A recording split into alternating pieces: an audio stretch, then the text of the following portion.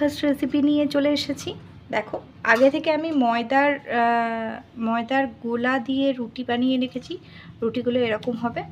রুটি বানিয়ে রেখেছি। নিয়েছি পেঁয়াজ কুচো, লঙ্কা কুচো, শসা কুচো, গাজর কুচো, নিয়েছি হচ্ছে পনির টুকরো করে কেটে নিয়েছি, নিয়েছি হচ্ছে সুইট কর্ন নিয়েছি, আর নিয়েছি কড়াইশুঁটি, আর দেবো হচ্ছে নুন আর গোলমরিচ গুঁড়ো।